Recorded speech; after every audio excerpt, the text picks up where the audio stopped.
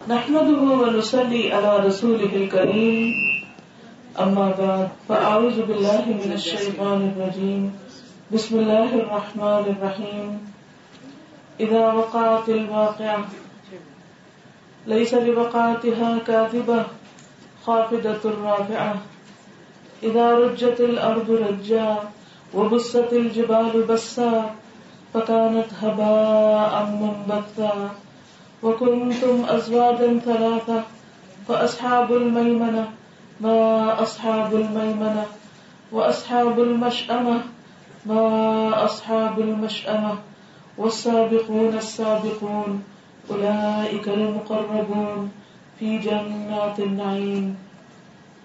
جب وہ ہونے والا واقعہ پیش آ جائے گا یعنی قیامت کا واقعہ، سور پھونکنے کا واقعہ، لیس لوقعتها کاذبہ، تو اس کے واقع ہونے کو کوئی جھٹلانے والا نہ ہوگا، کوئی اس کا انکار نہیں کرے گا، کیونکہ وہ ایک یونیورسل واقعہ ہوگا، پوری دنیا میں بیک وقت ایک حادثہ ہوگا.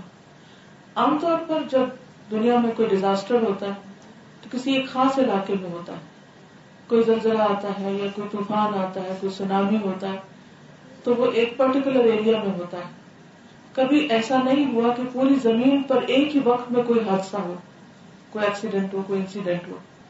لیکن قیامت ایک ایسا واقعہ ہے کہ جو پورے گلوب پر بیک وقت، اور صرف زمین نہیں بلکہ ستارے، سیارے، سورج، چاند، جو کچھ بھی ہمارے آس پاس ہے، جو بھی ہمیں دکھتا اور نظر آتا ہے، اس سب پر وہ واقعہ پیش آئے گا. اور جب انسان اس کو دیکھے گا تو کوئی بھی اس کا انکار نہیں کر سکے گا. آج لوگ اس کو بھولے ہوئے ہیں، اس کا انکار کرتے ہیں، اس پر یقین نہیں رکھتے. لیکن حقیقت یہ ہے کہ یوں سمجھو کہ جیسے وہ واقع ہو چکا، جیسے کوئی چیز ہو جاتی ہے، کوئی خبر سامنے آ جاتی ہے تو اس کو کوئی جھٹلا نہیں سکتا.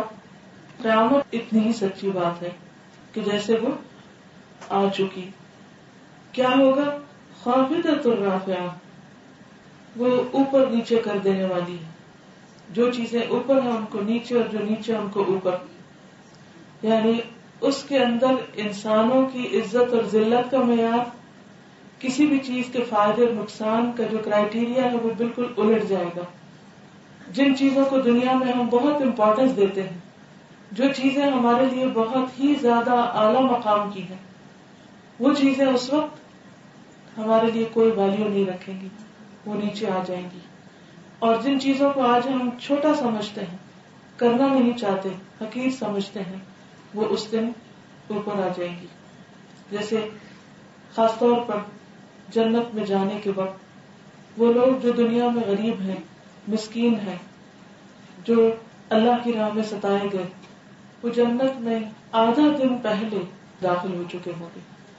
حشر کا جو میدان ہے اس کا ایک دن 1000 سال کے برابر ہے، اور بعض روایات میں 50,000 سال کے برابر. تو اگر اس کا آدھا دن بھی کہیں تو 500 سال بنتے ہیں. تو 500 ایئرز پہلے وہ لوگ جنت میں داخل ہو چکے ہوں گے. اور ایک حدیث کے مطابق جب تک باقی لوگ اپنا حساب دے کر جنت میں پہنچیں گے، وہ لوگ 40 سال کا قیلولہ بھی کر چکے ہوں گے. یعنی جنت کی نعمتوں سے فائدہ اٹھا کر آرام بھی کر چکے ہوں گے. کیونکہ نبی صلی اللہ علیہ وسلم نے فرمایا کہ جب انہیں جنت دکھائی گئی تو میں نے جب جنت کے اندر جھانکا تو اس میں اکثریت کو مسکین پایا. یعنی جو دنیا میں مسکین سمجھے جاتے تھے، جن کی دنیا میں کوئی شان و شوکت نہیں تھی، جو دنیا والوں کی نظروں میں حقیر سمجھے جاتے تھے، ان کی جنت میں کثرت تھی بنسبت متکبر لوگوں کے یا اپنے آپ کو بڑی چیز سمجھنے والوں کے. اذا رجت الارض رجا، جب زمین ایک ہی بار ہلا دی جائے گی. وبست الجبال بسا، اور پہاڑ چورا چورا کر دیے جائیں گے، ریزہ ریزہ، یعنی بالکل ڈسٹ بنا دیے جائیں گے. فکانت ہباء منبثا، پھر وہ پراگندہ غبار بن کر رہ جائیں گے. یعنی جیسے ڈسٹ اڑتی ہے، کلاؤڈ آف ڈسٹ بن جائیں گے. وکنتم ازواجا ثلاثا، اور تم 3 گروہوں میں بٹ جاؤ گے. یعنی زمین پر جتنے بھی انسان ہیں ان کے 3 گروپس بن جائیں گے. وہ 3 کون ہیں؟ فاصحاب المیمنہ ما اصحاب المیمنہ. پہلا گروپ دائیں ہاتھ والے، رائٹ ہینڈ والے، عام نیک لوگ. اور تمہیں کیا معلوم کہ کتنے خوش قسمت ہیں وہ دائیں ہاتھ والے. اور دوسرا گروپ وہ اصحاب المشأمۃ ما اصحاب المشأمہ، اور بائیں ہاتھ والے، اور تمہیں کیا معلوم کہ بائیں ہاتھ والے کیسے ہیں، یعنی ان کی بد نصیبی، بدقسمتی، بیڈ لک کا کیا کہنا کہ اب وہ کس جگہ پر کھڑے ہیں. اور تیسرا ایک اور گروپ ہے وہ السابقون السابقون، جو آگے جانے والے ہیں، اور وہ آگے ہی آگے ہوں گے. جو دنیا میں بھی نیکیوں میں آگے تھے وہ جنت میں بھی سب سے پہلے پہنچے ہوئے ہوں گے. اولئک المقربون، یہی لوگ تو دراصل مقرب ہیں، قریب ترین ہیں اللہ سبحانہ وتعالیٰ کے، اللہ کے پیغمبروں کے، اللہ کے محبوب بندے ہیں. فی جنات النعیم، نعمتوں والی جنتوں میں ہوں گے. ثلۃ من الاولین، اگلوں میں بہت ہوں گے، یعنی پہلے لوگ جو پہلی جنریشن گزری یا نبی صلی اللہ علیہ وسلم کے بعد کی جو پہلی جنریشن ہے ان میں سے زیادہ ہوں گے. وقلیل من الآخرین، اور پچھلوں میں سے تھوڑے ہوں گے، بعد میں آنے والوں میں سے کم ہوں گے، کیونکہ آہستہ آہستہ پھر ڈکلائن ہوتا گیا، لیکن ختم نہیں ہوں گے. آخری زمانے تک بھی ایسے لوگ موجود ہوں گے کہ جن کے اندر نیکیوں میں دوڑ لگانے کا جذبہ اور شوق ہوگا. علی سرر موضونہ، وہ مرصع تختوں پر تکیے لگائے ہوئے بیٹھے ہوں گے. مرصع یعنی کہ کارونگ اور جڑاؤ اور اس میں نگ لگے ہوئے اور خوبصورت ڈیکوریٹڈ سٹنگز ہوں گی ان کی. متکئین علیہا، وہاں وہ ٹیک لگا کر بیٹھے ہوں گے. متقابلین، آمنے سامنے ہوں گے، ایک دوسرے کو فیس کر رہے ہوں گے. کیونکہ جب انسان کسی سے خوش ہوتا ہے یا انجوائے کرتا ہے تو وہ ایک دوسرے کے قریب ہو کے بیٹھتا ہے، سامنے ہو کر بیٹھتا ہے. اور جب کوئی ناراض ہوتا ہے تو سائڈ پر یا پیچھے چلا جاتا ہے. یطوف علیہم ولدان مخلدون، ان کی مجلسوں میں ابدی لڑکے شراب پلا رہے ہوں گے جو ہمیشہ لڑکے ہی رہیں گے. یعنی جنت کے جو سرو کرنے والے ہوں گے وہ چھوٹے لڑکے ہوں گے جو بہت پھرتیلے بھی ہوں گے. جیسے ایک اور جگہ پر آتا ہے کہ وہ یوں لگے گا کہ جیسے موتی بکھیر دیے گئے. ایک حدیث میں آتا ہے کہ ایک ایک شخص کے ساتھ ہزار ہزار خادم ہوں گے اور بہت ہی ایفیشینٹ کہ جو ان کے ایک ایک اشارے پر لپک رہے ہوں گے، اور ان کا منظر بھی بہت خوبصورت ہوگا. دنیا میں تو جب بہت سارے لوگ اکٹھے ہو جاتے ہیں تو وہ بھیڑ سی بن جاتی اور انسان گھبرا اٹھتا ہے، لیکن وہاں پر انسان کے آس پاس جو لوگ ہوں گے ان کو دیکھ کر بھی اس کا دل خوش ہوگا. بِأَكْوَابٍ وَأَبَارِيقَ، جو پیالے اور جگز، وَكَأْسٍ مِّن مَّعِينٍ، اور بہتی شراب کے چشمے سے وہ شراب لے رہے ہوں گے. یعنی کسی بوتل میں بند نہیں ہوگی یا تھوڑی سی نہیں ہوگی بلکہ کھلے عام اویلیبل ہوگی، جاری ہوگی، چشمہ جاری ہوگا اس کا. لیکن پینے میں کیسی؟ لا یصدعون عنہا ولا ینزفون، جسے پی کے ان کا سر نہیں چکرائے گا، وہ دیوانے نہیں ہوں گے اور ان کی عقل میں فطور نہیں آئے گا، یعنی ہینگ اوور نہیں ہوگا. وفاکہۃ، اور پھل، مما یتخیرون، اس میں سے جو وہ خود چوز کریں گے، ان کی پسند کے ہوں گے.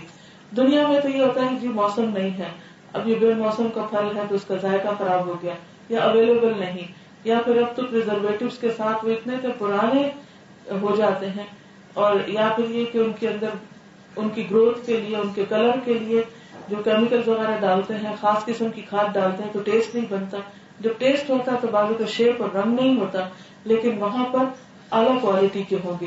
وَلَحْمِ طَيْرٍ، پرندوں کے گوشت، مما یشتہون، اس میں سے جس کی وہ ڈیزائر کریں گے، جس کی وہ خواہش کریں گے، جو ان کی اپنی چوائس کا ہوگا. وحور عین، اور خوبصورت آنکھوں والی عورتیں، کامثال اللؤلؤ المکنون، جیسے چھپا کے رکھے ہوئے موتی، کیونکہ جو چیز قیمتی ہوتی، خوبصورت ہوتی، اس کو کئی تہوں میں لپیٹ کے سنبھال کے رکھا جاتا ہے. تو جنت کی عورتوں کی بھی خوبصورتی یہی بتائی گئی کہ وہ موتی کی طرح ہوگی، لیکن ایسا موتی جسے چھپایا گیا ہو، میلا نہ ہو.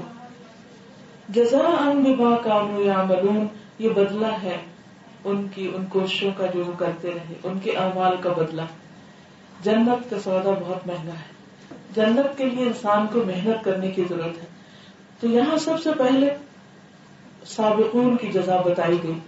لا يسمعون فيها لغوا ولا تأثیما، اس جنت میں وہ کوئی لغو، بےہودہ بات، فضول بات، ادھر ادھر کی بات نہیں سنیں گے، اور نہ کوئی گناہ کی بات، نہ کسی کی غیبت، نہ تانا، نہ ہی کسی پہ کوئی الزام تراشی، اور نہ ہی کسی کی کوئی بے وجہ کا مذاق اڑانا.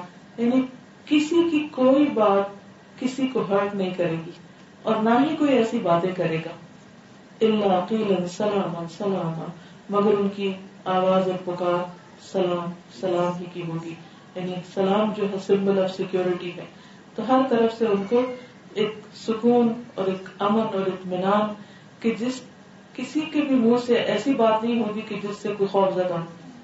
دنیا میں آپ دیکھیے کہ ہم نے دنیا کو جنت بنانے کی جب کوشش کی، طرح طرح کی نعمتیں فراہم کر لی، لیکن بعض اوقات آپ کے پاس ہر نعمت ہوتی، ہر نعمت اعلیٰ درجے کی جو دنیا میں میسر ہو سکے، لیکن آپ لوگوں کی زبانوں کو بند نہیں کر سکتے.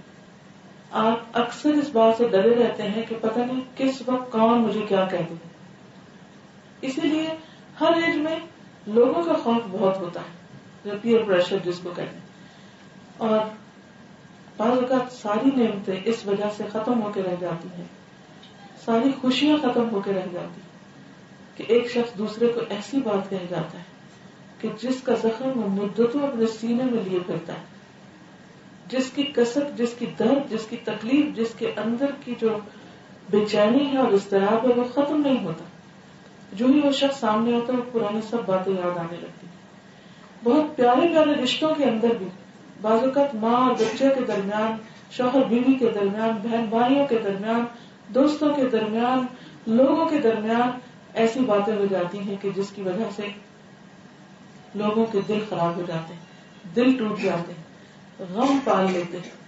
اسی لیے ساری نعمتوں کی ٹاپ پر جو رکھی نعمت وہ کیا ہے کہ جنت میں کسی کی سما خراشی نہیں ہوگی، کسی کے لیے بھی کوئی سننے کو بری بات نہیں ملے گی. ہر شخص دوسرے کے لیے خوشی کی بات لے کر آئے گا. اور اس میں آپ دیکھیے کہ جب آپ کسی سے ملتے ہیں، کیونکہ حدیث میں آتا ہے کہ کچھ لوگ خیر کی کنجی ہوتے ہیں، خیر کی کیل ہوتے ہیں، وہ جہاں بھی جاتے ہیں وہ خوشیاں پھیلا کے بخیر کے آتے ہیں. ان سے لوگوں کو خیر کی بات سننے کو ملتی، ان کے زبان سے دوسروں کے لیے خیر کی دعائیں اور بھلائی نکلتی، وہ دوسروں کے لیے فائدہ مند ہوتے ہیں. اور کچھ لوگ شر کی کنجیاں ہوتے ہیں، وہ جہاں جاتے ہیں فساد پھیلا کے آتے ہیں، جہاں جاتے ہیں لڑائی جھگڑے ڈال کے آتے ہیں، جہاں جاتے ہیں دوسروں کے لیے پریشانی کا باعث بنتے ہیں. تو اس لیے جنت کی خوبصورتی اس میں ہے کہ اس میں کسی قسم کی کوئی فضول بات بھی نہیں ہوگی، اور نہ ہی وہاں کوئی گناہ کی بات ہوگی، نہ جھوٹ، نہ دھوکہ، نہ فریب، نہ غیبت، نہ چغلی، کوئی ایسی چیز نہیں کہ جس سے دوسروں کو پریشانی ہو. اسی لیے آپ دیکھیے کہ اللہ تعالیٰ نے وہ بستی جو بسائی ہے اس کی بیسک ریکوائرمنٹ یہ ہے کہ دنیا میں اس کی ٹریننگ کی جائے، اپنی زبان کو فضول باتوں سے روکا جائے، اور اپنی زبان سے ایسے تمام لفظ نکال دیے جائے، مائنس کر دیے جائیں جو دوسروں کو تکلیف دینے والے ہوں. It's just choice of words. صرف یہ ہوتا ہے کہ انسان نیگیٹو ورڈز کی بجائے پازیٹو یوز کرنا شروع کر دے. جو چیز کسی کو تکلیف دیتی ہو یا کوئی چڑھتا ہو اس بات سے، اس بات کو روک لیا جائے، اپنے تک روک لیا جائے. کیونکہ جب آپ اس کو اپنے تک روک لیتے ہیں تو وہ صرف آپ کے دل کی حد تک کچھ تکلیف دیتی، یعنی ایک بندے کو تکلیف ہوتی. لیکن جب آپ اس کو کھول دیتے ہیں تو ایسے جیسے آپ نے تیر پھینک دیا، اور وہ صرف آپ تک نہیں، وہ دوسرے کے لیے بھی تکلیف دہ بن جائے گا، اور پھر جواباً ہو سکتا ہے کہ وہ بھی حملہ کرے، اور پھر بات بڑھ جاتی، اور اس طرح بہت ساری محبتیں انسان کو بیٹھتا ہے. اس لیے جنت میں جو بسائے جائیں گے لوگ، ان کے لیے خاص طور پر یہ شرط رکھی گئی کہ ان کی زبان اچھی. آپ سے پوچھا گیا کہ سب سے زیادہ جنت میں لے جانے والی چیز کیا ہے، اور بات تقویٰ، یعنی اللہ کا ڈر، حسن اخلاق، اچھا اخلاق. اور سب سے زیادہ جہنم میں لے جانے والی چیز انسان کی زبان اور شرم کا، کہ انسان ان کے اوپر کنٹرول نہیں کرتا. ایک مرتبہ آپ صلی اللہ علیہ وسلم نے فرمایا کہ زبان سے لفظ نکلیں گے اس پر بھی پوچھ ہوگی، یا ان کی وجہ سے بھی ان کی شامت آئے گی. تو حضرت معاذ کہنے لگے کہ اچھا جو ہم بولتے ہیں اس پر بھی پکڑ ہے. یعنی عام طور پہ تو ہم سمجھتے ہیں کہ نیکی یا بدی کیا ہے کہ ہم کوئی اچھے اچھے کام کریں تو وہ لکھے جائیں، لیکن بولنا تو بولنا ہے، ہم کچھ بھی بول دیتے ہیں. تو آپ نے فرمایا کہ معاذ تمہاری ماں تمہیں روئے. پیار سے ان کو ڈانٹا کہ کیا لوگوں کو جہنم میں ان کی زبان کی کھیتیوں کے علاوہ بھی کوئی چیز لے جائے گی، کہ جیسے کھیت اگایا جاتا ہے نا، ایسے باغ میں گارڈن لگایا جاتا ہے، تو اسی طرح زبان سے نکلا وہ ہر لفظ ایک لفظ نہیں ہوتا، وہ ایک سیڈ کی طرح ہوتا ہے. بالکل. اور وہ پھر جب وہ کسی کے دل پہ جا کے لگتا ہے، یہاں وہاں خوشیوں کے پھول اگتے ہیں یا وہاں کانٹے بکھر جاتے ہیں، یا وہ اس کو جا کے ایسا ہٹ کرتا ہے کہ توڑ کے رکھ دیتا ہے. اور پھر بعض اوقات سامنے اور بعض اوقات پیچھے. یہ جو پیچھے کی باتیں ہوتی ہیں یہ بھی وہ وہاں نہیں رہتی جہاں کی جاتی، وہ ٹریول کرتی کرتی ساتھ ان سے کچھ اور مل جاتا، وہ کہاں سے کہاں پہنچ جاتی. تو اس لیے زبان سے نکلی ہوئی باتوں کو ہارویسٹ سے تشبیہ دی کہ جس طرح یعنی کہ بظاہر تو لفظ منہ سے نکلتا ہے تو کوئی اس کا وجود نہیں ہوتا، لیکن اپنے اثر کے اعتبار سے وہ لوگوں کے دلوں، ان کے مزاج، ان کے اخلاق، ان کی آخرت پر اثر ڈالتا ہے. پھر اصحاب الیمین کے بارے میں فرمایا، وہ اصحاب الیمین اور دائیں بازو والے عام نیک لوگ، صالح لوگ. یہ پہلے تو ہائی کلاس کی بات کی تھی، ایلیٹ کی بات کی گئی، جو جنت کی ایلیٹ ہوگی، سب سے آگے ہوگی، ان کو کیا ملے گا. اور دوسری طرف اصحاب الیمین عام نیک لوگ. وہاں اصحاب الیمین، ان اصحاب الیمین کے ساتھ، دائیں بازو والوں کے ساتھ جن کی نیکیوں کا پلہ بھاری ہوگا میزان میں، ان کے ساتھ کیا سلوک ہوگا؟ فی سدر مخضود. ان کی جنت کیسی ہے؟ اس میں بغیر کانٹوں کے بیریاں ہیں، بیریوں کے درخت ہیں، اور طے بر طے چڑھے ہوئے کیلوں، وطلح ممدود وظل ممدود، اور دور تک پھیلے ہوئے سائے، وماء مسکوب، اور ہر دم رواں پانی، یعنی کہ وہ بہتا ہی چلا آ رہا ہوگا. وفاکہۃ کثیرہ، بہت سے پھل، بہت زیادہ پھل، لا مقطوعۃ ولا ممنوعہ، جو کبھی منقطع نہیں ہوں گے، کبھی روکے نہیں جائیں گے، یعنی جتنا بھی کوئی کھانا چاہے ان کو میسر ہوں گے. وفرش مرفوعہ، اور اونچی نشست گاہیں. انا انشأناہن انشاء، ان کی بیویوں کو ہم خاص طور پر نئے سرے سے پیدا کریں گے. یعنی دنیا میں ظاہر ہے کہ ایک عورت اپنے وقت کے ساتھ ساتھ جب بچے پیدا کرتی ہے، دودھ پلاتی ہے، عمر گزر جاتی، پیریڈز ختم ہو جاتے، تو اس کی جوانی، اس کا حسن آہستہ آہستہ مان پڑنے لگتا ہے، بڑھاپا آ جاتا ہے. جیسے ایک عورت نے حضور صلی اللہ علیہ وسلم سے پوچھا، جو بوڑھیا تھی، کیا بوڑھی عورتیں جنت میں جائیں گی؟ تو آپ نے فرمایا بوڑھی عورتیں نہیں جائیں. تو بہت رونے لگی. تو آپ نے فرمایا کہ ان کو جوان کر کے بھیجا جائے گا، یعنی دوبارہ سے پیدا کیا جائے گا، کہ انشاء نئے سرے سے پیدا ہوں گی. فجعلناہن ابکارا، اور ہم انہیں باکرہ بنا دیں گے، یعنی ایسے جیسے کبھی ان کی شادی بھی نہ ہوئی ہو. عربا اترابا، اپنے شوہروں کی عاشق، اور عمر میں ہم سے، یعنی ایک جیسی عمر کے، کیونکہ عمر میں بہت فرق جب ہوتا ہے تو بعض اوقات مزاج سمجھ میں نہیں آتا ایک دوسرے کے کہ کس کی ایج کے کیا تقاضے، لیکن جب ایک جیسی ایج ہوتی ہے تو ایک دوسرے کو سمجھنا، انڈرسٹینڈنگ آسان ہوتی ہے. لأصحاب الیمین، یہ دائیں بازو والوں کے لیے ہے. ثلۃ من الاولین، وہ اگلوں میں سے بھی بہت ہوں گے. وثلۃ من الاخرین، پچھلوں میں سے بھی بہت ہوں گے. واصحاب الشمال، اور بائیں بازو والے، یعنی جن کی نیکیاں کم ہوں گی اور برائیاں زیادہ ہوں گی. ما اصحاب الشمال، یہ بائیں بازو والے کون ہیں؟ فی سموم وحمیم، وہ لو کی لپٹ اور کھولتے ہوئے پانی میں ہوں گے. یعنی ان کے اوپر حشر کے دن ہی جس دن اٹھائے جائیں گے تو ان کو سمجھ آ جائے گا کہ ان کے ساتھ کیا معاملہ ہوگا. اور جو جہنم میں جائیں گے تو ان کے اوپر آگ اور پینے کے لیے بوائلنگ واٹر اور کالے دھوئیں کے سائے میں ہوں گے. یعنی جہنم کے اندر جو گندگی ہوگی اور جو جل جل کے اس کا دھواں اوپر آ رہا ہوگا وہی چھاؤں ہوگی، اس کے علاوہ کوئی درخت نہیں ہوگا، کوئی چھاؤں نہیں ہوگی.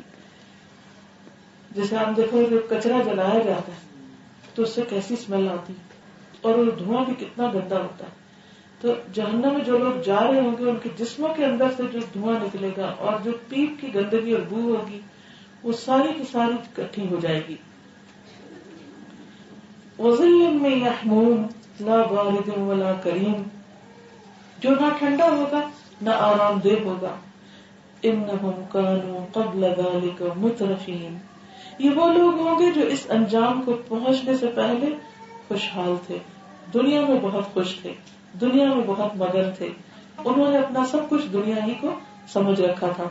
وَكَانُوا يُصِرُّونَ عَلَى الْحِنْثِ الْعَظِيمِ، اور وہ بڑے گناہ پر اصرار کرتے تھے، یعنی ان کو پتا تھا کہ بڑے بڑے گناہ کون سے. بڑے گناہ کیا ہے؟ مثلا اللہ تعالیٰ کے ساتھ شرک کرنا، جادو کرنا، ماں باپ کی نافرمانی کرنا، والدین کی نافرمانی، شراب پینا، جوا کھیلنا، سود کھانا، زنا کرنا، یہ سب بڑے گناہوں میں سے. اسی طرح جھوٹ بولنا اور غیبت، چغلی، بہتان لگانا کسی کے اوپر، یہ ساری چیزیں بڑے گناہوں میں آتی ہیں. چوری، یہ بھی بڑے گناہوں میں. اب ایک یہ ہے کہ انسان ہے، انسانوں سے ہی غلطیاں ہوتی ہیں. غلطی ہوئی اور انسان کو شدید ندامت ہوئی اور وہ اللہ سے ڈرتا رہا اور اس نے توبہ کر لی اور اس کا کفارہ کیا. لیکن کچھ لوگ جان بوجھ کر بھی، انہیں پتا ہے کہ یہ بڑا گناہ ہے، بری چیز ہے، پھر بھی کرتے چلے جاتے ہیں اور اس سے باز نہیں آتے، اس سے رکتے نہیں ہیں. تو جہنم میں جانے والے اصحاب الشمال، ان کی وہاں جانے کی وجہ یہ ہے کہ وہ برائی کو چھوڑتے نہیں تھے، پتہ چل جانے کے باوجود بھی اس پہ جمے رہتے تھے. اب آپ دیکھیے کہ بہت سارے لوگ کہتے ہیں اچھا اللہ غفور رحیم ہے، کیا وہ اس بات پہ پکڑے گا؟ لیکن کتنے لوگوں کو پتا ہے کہ ماں باپ کو ستانا جو ہے وہ بری بات ہے، اس کے باوجود لوگ ماں باپ کی عزت نہیں کرتے، قدر نہیں کرتے، رسپیکٹ نہیں کرتے اور ان کو تکلیف دیتے ہیں کسی بھی چیز سے. اسی طرح کس کو نہیں پتا جادو کرنا کفر ہے. آپ دیکھیے کہ کتنے لوگ بغیر کسی وجہ کے دوسروں کے اوپر حسد کر کے ان کے ساتھ کوئی ایسے کام کرتے ہیں. پاکستان میں میرا ریڈیو چینل پہ ایک پروگرام چلتا ہے تو بس شروع کے پہلے ہی سپارے میں جادو کے اوپر آیات آتی ہے، تو اس میں کافی ڈیٹیل سے میں نے اس کو ایکسپلین کیا. تو آج ہی وہاں سے فیڈ بیک دے رہی تھی کہ کسی کا ان کی جو فیڈ بیک آتی ہے مختلف لوگ فون کر کے بتاتے ہیں، تو کسی نے بتایا کہ مجھے تو آج تک پتہ ہی نہیں تھا کہ یہ اس میں کوئی برائی بھی، کہ میں عامل ہوں اور لوگ آتے ہیں میرے پاس اور میں ان کے لیے عمل کرتا ہوں. اب پتہ کیسے چلے کون سا عمل جادو؟ تو اس میں آپ دیکھیے کہ جہاں گرے لگتی ہے نا، جس بھی کلام چاہے قرآن پڑھ کے گرے لگائی جا رہی تو یہ جادو میں شمار ہو جاتا ہے. تو یہ نہیں کرنا چاہیے. اسی طرح لکیریں کھینچنا، کہ لکیریں موافق ہوں تو وہ اس سے ذائچے بنا کے چیزیں نکالیں، تو یہ شرک کی قسمیں، ان کو کفر کہا گیا. لیکن اور یہ کبیرہ گناہوں میں سے. تو بعض لوگوں کو تو پتہ ہی نہیں ہوتا کہ یہ بہت بڑا گناہ ہے، اور بعض لوگ یہ ہے کہ وہ پتہ چل جانے کے باوجود اسے کیے چلے جاتے ہیں. آپ دیکھیے کہ بعض اوقات لوگوں کی زندگی کس قدر حرام ہو جاتی ہے، کس قدر پریشانی اٹھاتے ہیں. بس اگر کسی کا رشتہ باندھ دیا کسی نے اور بچے کی شادی نہیں ہوتی تو ماں باپ کی دن رات کی نیندیں حرام، خود اس کے لیے کتنا پریشانی کی بات ہو جاتی ہے. اسی طرح اگر کسی اور کے ساتھ کوئی اس طرح کی زیادتی کی ہے، اثر تو باذن اللہ ہی ہوتا ہے، اگر اللہ چاہے تو اثر ہوتا ہے. لیکن جیسے اور بہت سے وائرسز جو ہوتے ہیں وہ بیماریوں کا سبب بنتے ہیں، ایسے جادو بھی تکلیف کا سبب بن سکتا ہے. اور بدترین قسم اس کی کیا ہے؟ شوہر اور بیوی کے درمیان لڑائی ڈلوانا. تو جہنم میں جانے والے بائیں بازو والے، وہ ان کا گناہ یہاں نام لے کے ڈیٹیل نہیں بتائی گئی، تو ان کو کہا کہ خود سمجھو سوچو عقل سے کام لو. لیکن جو ایک کوالٹی ان کی بتا دی گئی وہ یہ کہ ڈٹ کے گناہ کرتے ہیں، دیدہ دلیری سے گناہ کرتے ہیں اور کرتے چلے جاتے ہیں، ان سے رکتے نہیں، باز نہیں آتے. وَكَانُوا يَقُولُونَ أَإِذَا مِتْنَا وَكُنَّا تُرَابًا وَعِظَامًا أَإِنَّا لَمَبْعُوثُونَ، اور وہ کہتے تھے کیا جب ہم مر جائیں گے اور ہم مٹی میں مل جائیں گے اور ہڈیاں چور چور ہو جائیں گی پھر ہم اٹھائے جائیں گے. یعنی ان کا اصل میں آخرت پر یقین پختہ نہیں تھا. اب آباؤنا الاولون، کیا ہمارے پہلے باپ دادا ہیں، کیا ان کو بھی دوبارہ اٹھایا جائے گا؟ قل ان الاولین والآخرین، کہہ دیجئے کہ پہلے اور بعد کے، لمجموعون، سب کو جمع کر لیا جائے گا. آج ہی میں دن کو سوچ رہی تھی کہ دنیا میں کتنے لوگ آئے اور کتنے گئے. اگر ہم دیکھیں کہ ہم کتنے لوگوں کو جانتے ہیں، زیادہ سے زیادہ میکسیمم، جو کسی کی شادی ہوتی ہے بچوں میں سے کچھ تو سب کی لسٹ لے کے بیٹھتے ہیں، اچھا کس کس کو بلانے. میکسیمم کتنے لوگ ہوتے ہیں؟ 1000، 2000، 5000، 10,000، 20,000. لیکن ہم اگر ایک پشت آگے جائیں، بس ہم اپنی دادی کو جانتے ہیں، مگر میری دادی کی دادی کون تھی پتہ ہی نہیں، نام بھی نہیں آتا، جانتے ہی نہیں، کبھی جاننے کی کوشش بھی نہیں کی ہم نے. لیکن قیامت کے دن ساری نسلیں ہی کھڑی ہوں گی، سب کے سب ایک جگہ پر اکٹھے ہوں گے. اِلَىٰ مِیقَاتِ یَوْمٍ مَّعْلُومٍ، اس دن جس کا وقت سب کو معلوم ہے. یعنی اپوائنٹڈ ٹائم پہ سب پہنچ جائیں گے وہاں، کوئی بھی پیچھے نہیں رہے گا. ثم انکم ایھا الضالون المکذبون، پھر اے گمراہوں اور جھٹلانے والوں، کیا ہوگا تمہارے ساتھ؟ لآکلون من شجر من زقوم، کہ تم زقوم کے درخت سے کھانے والے ہو. فمالئون منها البطون، پھر تم اس سے پیٹ بھرنے والے ہو. زقوم انتہائی کڑوا درخت ہے، کڑوا پودا ہے، کڑوی سبزی کہہ لیجیے. کریلے کبھی بنانے ہو تو کتنا ان کو طریقے نکالتے ہیں کہ اس کی کڑواہٹ ختم ہو جائے، لیکن وہ ایسا ہوگا کہ بس انسان کو جلا کے رکھ دے گا. لیکن اس کے ساتھ بھوک اتنی ہوگی کہ لوگ اس کو بھی کھا جائیں، انتہائی بد مزہ غذا، وہ بھی کھا جائیں گے. فشاربون علیہ من الحمیم، پھر اس پر ابلتا پانی پیئیں گے کیونکہ وہ ٹھنڈا پانی تو ہوگا ہی نہیں. فشاربون شرب الہیم، پھر پیاسے اونٹ کی طرح پی جائیں گے اس کو. یعنی اتنی گرمی اور اتنی آگ اور اتنی شدت کی تکلیف ہوگی کہ اسی کو ہی پینا ہوگا، اور اس کے علاوہ کوئی دوسرا ڈرنک وہاں نہیں ہوگا جو ان کو ٹھنڈک دے. ھذا نزلھم یوم الدین، یہ ان کا بدلہ ہے جزا سزا کے دن، یعنی قیامت کے دن ان کو یہ بدلہ ملے گا. نحن خلقناکم فلولا تصدقون، ہم نے تم کو پیدا کیا ہے، تم تصدیق کیوں نہیں کرتے، اس کو سچ کیوں نہیں مانتے کہ ہم تمہارے رب ہیں، خالق ہیں. افرأیتم ما تمنون، کیا کبھی تم نے غور کیا کہ جو نطفہ تم ڈالتے ہو، انتم تخلقونہ، کیا تم اس سے انسان بناتے ہو، ام نحن الخالقون، یا ہم خالق ہیں. یعنی خالق کون ہے، پیدا کرنے والا کون ہے، ہمارا رب کون ہے. نحن قدرنا بینکم الموت، ہم نے تمہارے درمیان موت کو مقرر کیا ہے، تقسیم کیا ہے، یعنی موت کا وقت ہم نے مقرر کیا ہے.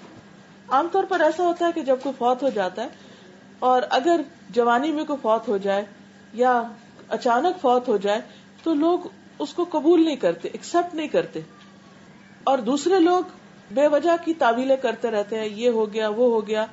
حالانکہ ہر ایک کا وقت لکھا ہوا ہے، اور جس دن لکھا ہے اس وقت کو آ جانا ہے. کیونکہ ہم نے سوچا نہیں ہوتا جانے کا تو ہم یقین بھی نہیں کرتے پھر کہ چلے گئے. کیونکہ ہمارے ذہن میں کیا ہوتا ہے، اتنی لمبی آرزویں ہوتی ہیں، یہ پڑھیں گے، یہ بنیں گے، پھر یہ کریں گے، پھر یہ کریں گے. اچانک بریک لگ جاتی تو ہم وہیں کھڑے ہوتے، نہیں ابھی یہ کرنا تھا.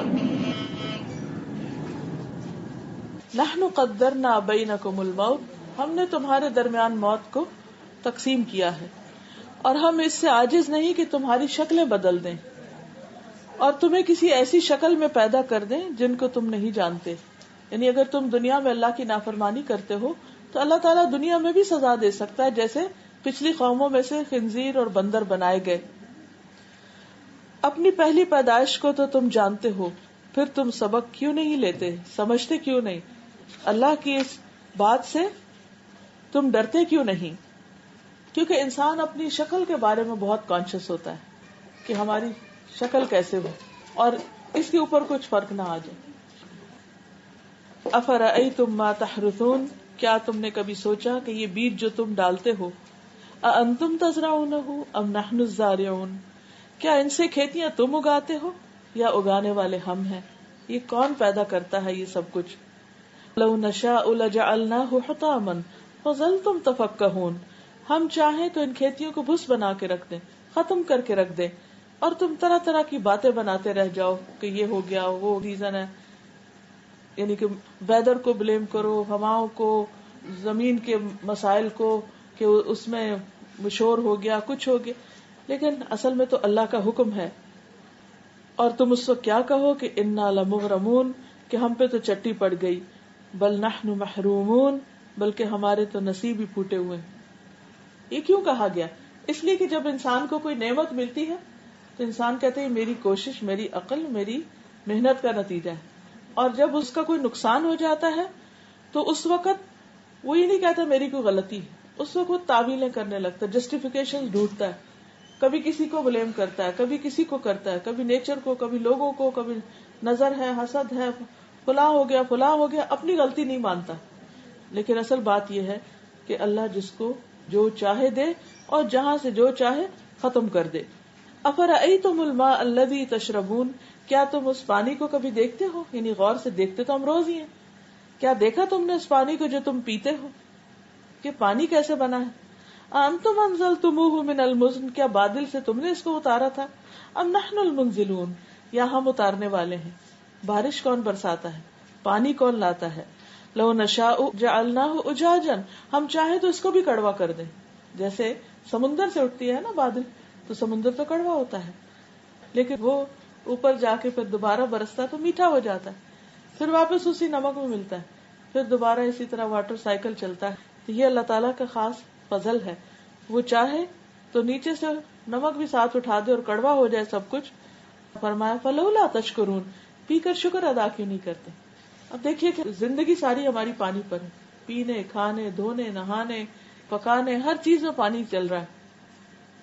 اپنے آپ سے آنےسٹلی پوچھیں کہ ہم کیا واقعی روز جب پانی پی کے رکھتے تو الحمدللہ کہتے، یا نہا کے نکلتے تو کہتے ہیں کہ الحمدللہ شکر ہے پانی ہے، گرم ہے، آسانی سے ہمیں مل رہا ہے. یہ سب کچھ کہاں سے؟ اگر انسان سوچے، اگر ہم اس وقت یہ جاننے کی کوشش کریں، بیٹھ کے صرف اس پر ریسرچ کریں کہ یہ جو میرے ہاتھ میں پانی ہے، یہاں میرے ہاتھ تک پہنچا اور جس کا میں نے گھونٹ بھرا، یہ کتنی منزلیں طے کر کے آیا. یہ کبھی ایک سمندر میں تھا، وہاں سے یہ اٹھا بادل میں گیا، وہاں سے یہ برسا زمین پہ آیا، زمین پر پھر یہ کسی جگہ پر جمع ہوا، وہاں سے یہ پھر اٹھایا گیا، پھر اس کو صاف کیا گیا، پھر بوتلوں میں بھرا گیا، پھر گھروں میں پہنچا، جب میرے ہاتھ میں آیا. اتنی سفر طے کر کے ایک پانی کہاں سے کہاں پہنچا، اور میں پی کر اس کا شکر بھی ادا نہ کروں جس نے اس کو بنایا اور بھیجا میرے لیے. تو یہ اللہ تعالیٰ بندوں سے کیا چاہتے ہیں؟ اللہ تعالیٰ یہ نہیں چاہتے کہ جو نعمتیں اس نے بنائی ہیں اس کو استعمال نہ کرے، وہ تو ہم کو کرنی ہے، لیکن جب استعمال کرے تو پھر شکر ادا کرے، پھر تھینک فل ہو اللہ کے، اور بندوں میں سے بھی جو مدد کرے اس کے بھی شکر گزار ہوں. افرأیتم النار التی تورون، کیا تم نے دیکھا جو آگ تم جلاتے ہو، یا الیکٹریسٹی آج کل جسے ہوتی ہے. انتم انشأتم شجرتها، کیا تم نے اس کا درخت اگایا؟ کیونکہ اس زمانے میں گرین درختوں سے بھی آگ نکلتی تھی، کیونکہ عربوں کے ہاں تو الیکٹریسٹی نہیں تھی، اور آگ جلانے کے لیے ماچس کے کارخانے تو بعد میں لگے ہیں، پہلے تو لوگ نیچرل وے سے آگ جلاتے تھے.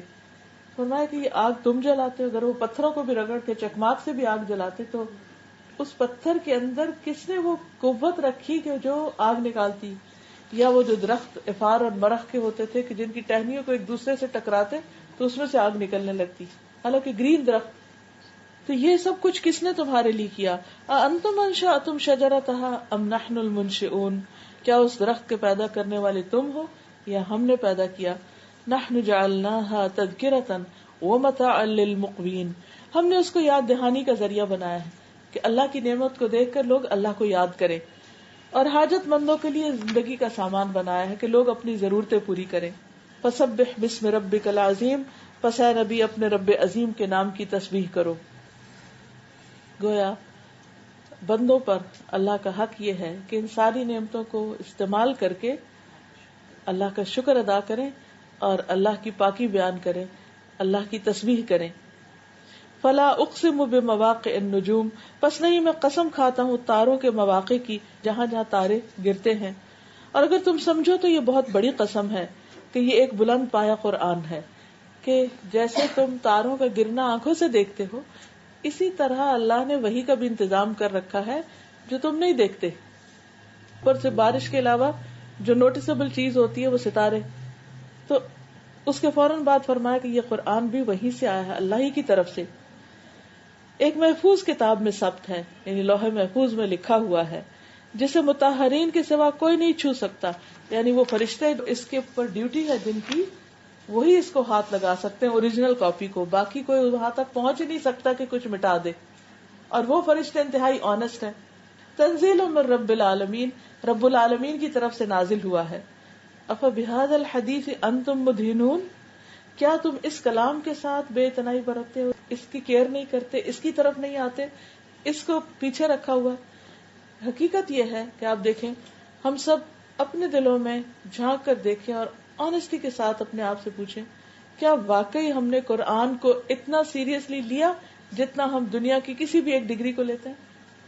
بے شمار باتیں، اور ان سب باتوں کے اوپر تم اتنی دلچسپی لیتے ہو، اور بہت سے لوگ اس کی کوٹیشن، اس کی سینگ، اس کا فرمان، اس کا قول، اس کی بات، پھر جب ہم آپس میں بھی بیٹھتے ہیں تو لوگوں کی باتوں میں ان کو کوٹ کر رہے تھے، اس نے یہ کہا، اس نے یہ کہا، میں نے یہ کہا. بچہ شروع ہوتا ہے بولنا تو ہم اتنی دفعہ تکرار کرتے ہیں، بچے نے ابا کہہ دیا، اماں کہہ دیا، یہ کہہ دیا، وہ کہہ دیا. تو فرمایا کہ یہ سب انسانوں کی باتیں ہیں، ایک اللہ کی بات بھی ہے، یعنی کلام ہے اللہ کا قرآن. تو کیا تم اس قرآن کے ساتھ بے رخی برتو گے، اس کو پیچھے کرو گے، اس کی طرف توجہ نہیں دو گے، اس کے ساتھ دلچسپی نہیں ہے تمہاری، اس پہ آ کے تم سست ہو جاتے ہو، اس کے لیے تمہاری قوتیں ختم ہو جاتی ہیں، اس کے لیے تمہارے پاس وہ امپورٹنس نہیں ہے.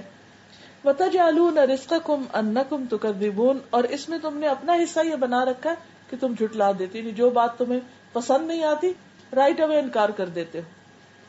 فَلَوْلَا إِذَا بَلَغَتِ الْحُلْقُومَ، لیکن یہ سب کب تک ہوگا، کیوں نہیں جب جان حلق کو پہنچ جائے گی، یعنی ایک دن تم پھر واپس آؤ گے.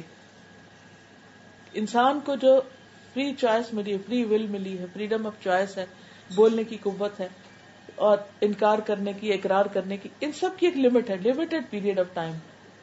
اور جب وہ ختم ہو جاتا ہے تو اس کے بعد کیا ہے، انسان اس سے آگے نہیں جا سکتا. تو اب موت کا منظر کھینچا گیا. وَأَنْتُمْ حِينَئِذٍ تَنظُرُونَ، اس وقت تم دیکھ رہے ہوتے ہو مرنے والے کو. وَنَحْنُ أَقْرَبُ إِلَيْهِ مِنْكُمْ وَلَكِنْ لَا تُبْصِرُونَ، اور ہم تم سے زیادہ اس کے قریب ہوتے ہیں لیکن تم دیکھ نہیں پاتے. یعنی جان نکالنے والے فرشتے جو ہیں وہ پاس ہوتے ہیں اس کے اور تم نہیں دیکھ سکتے. یہ لمٹ ہے تمہاری. آخر وقت تک ڈاکٹر کو نہیں پتا چلتا کہ یہ بچے گا یا مرے گا. فرشتے بیٹھے ہیں آس پاس، وہ مشینوں سے ہی دیکھ رہے ہیں اور کچھ ڈیسائیڈ نہیں کر پا رہے. لیکن مرنے والے کو پتا چل رہا ہوتا ہے اب یہ چھوڑیں گے نہیں مجھے، اب تو میری جان لے کر ہی جائیں گے.